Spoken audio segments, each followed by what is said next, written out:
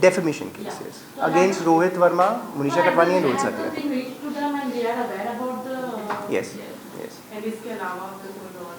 इसके अलावा और भी बहुत चीज़ें हैं, but everything I won't say, but एक काउंटर डिवोर्स फाइल मैंने कर दिया है जो मैंने बताया। आपने कहा कि उनका फर्स्ट अफेयर था 2015 में, तो ये आपने खुद पकड़ा, क्या किया आपने, और ये मतलब she told me about the affair. हाँ, उन्होंने खुद बताया। उन्होंने खुद बताया था मुझे उस टाइम पे, बिकॉज she wanted to मतलब बेसिकली she wanted अलग होना चाह रही थी।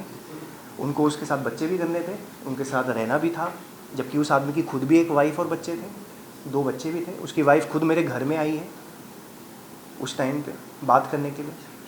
जब ये कहा गया कि नहीं मेरा उसके साथ इतना कुछ है नहीं, ये भी कहा गया। और उस टाइम पे Lakshmi Rawal, her mother, Rohit Satiya, her so called at that point of time brother, इन लोगों ने, ये लोग सब प्रेजेंट थे वहाँ पे। टेलीविजन से थे, कौन है वो श्लग जो That is not important. But ये जो है उन्होंने मेंशन, जैसे कि आपने कहा कि लॉकअप में निशा ने इस बारे में मेंशन किया था, but she has mentioned it otherwise. She has said कि आप you were the one who begged her to stay back with her. तो इस सी देखिए, इनफिडेलिटी उन्होंने की, so why would I beg her to stay. मतलब आप एक रिलेशन में अगर थे और आपके साथ धोखा होता है, यू विल बेग कि नहीं नहीं तुम मेरे साथ रहो। मतलब अगर मदर और वो अगर कर रहे हैं, मुझे माफिया मांग रहे हैं कि कर लो, मतलब डोंट, तो do you think I would be begging her? वही ना perception, it's how it is projected, it's so easy. आप कह रहे हो कि भैया इनफिडेलिटी हमने की, लेकिन भाई भीख ये मांग रहा था मुझसे, बच्चा हमने ही लूज किया। My first child that we lost, is it an only loss for her, not for the guy? 2 दिन के बाद तो यार I am going and shooting with 200 people, is it okay for me? मतलब वो स्ट्रेस मेरे लिए नहीं है। I went under acute, I had allergies developed because of this tension of losing. अगर आप लोगों को याद हो, बिग बॉस में भी मेरे को शॉट्स लगते थे। 1.5 साल तक मेरे को इंजेक्शन 2 बार हफ्ते में लगते थे। मेरा स्ट्रेस लेवल नहीं है। What she said, आपको स्टेटमेंट अगर याद होगा, he was not there. So I that you did not allow her to went out. भैया मतलब अब कैसे वेंट आउट? एक दिन बैठ जाए आदमी, पूरा सुन ले। इतने महीने तो आप फुटेजेस निकाल लीजिए उस टाइम की। 4 दिन 5 दिन बाद एक बर्थडे पे भी हम लोग, मेरे बर्थडे पे ही थे। उसके बाद I took her out also, we travelled also, I took holidays with her. ये मतलब how does this make sense? You know, आपने problem between your relationship obviously, but doing Big Boss, did that help or did that create more problem? No, so that was after the so when she accepted this in early 2016, I went to Big Boss later, and then after that we had conceived Kavish also. So before going to Big Boss, actually we conceived. So that was the thing. So then things started happening because we went to the US for 2 months, and we came back, and things were getting better, and then we decided to have a child also after that. So that was. तो जैसे कि आपने कई सारे evidence submit किए पूरे objection में, तो वहाँ से किस तरह का रिएक्शन मिला है? पुलिस ने क्या उस पर कुछ? वो तो लिख लेते हैं ना। हाँ। बेसिक चीज़ होती है, guys silence please please. He is asking a question. अब आप लोगों के साथ कई लोग बात कर रहे हैं तो आप उसको तो रिस्पेक्ट कर लो।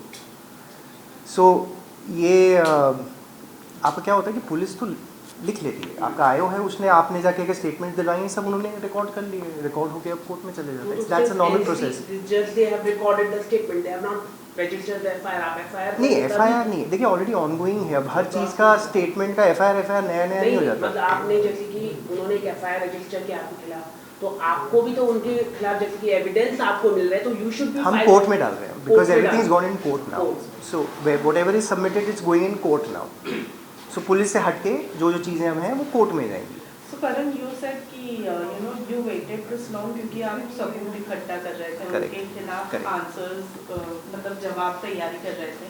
Well, why this long? क्योंकि यही सारी चीज़ें जो अभी आपने कही हैं, वो सारी चीज़ें जब निशा लॉकअप में अपनी आवाज़ उठा रही थी और सारी चीज़ें बोल रही थी आपके बारे में, आप तब भी बात कर सकते थे। नहीं, तब नहीं कर सकता।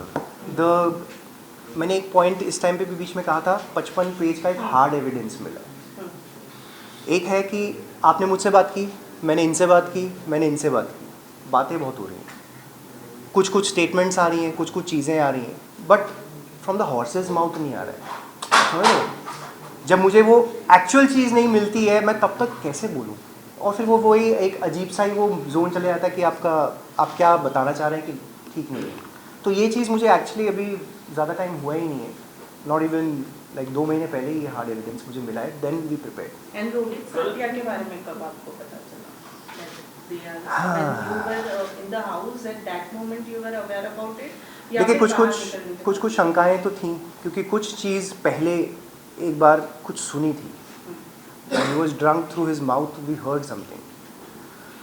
तो एक शंका तो बैठ जाती, बट ऑफ कोर्स आप कहते हो कि भाई बहन है ये है, तो आप वो सोचते नहीं हो, नॉर्मल आम जिंदगी में आप नहीं इतना ध्यान देते हो कि भाई कि शायद कुछ ऐसे ही बोल दिया होगा, मे बी शायद एक तरफ से होगा या कुछ, आप यू इग्नोर इट।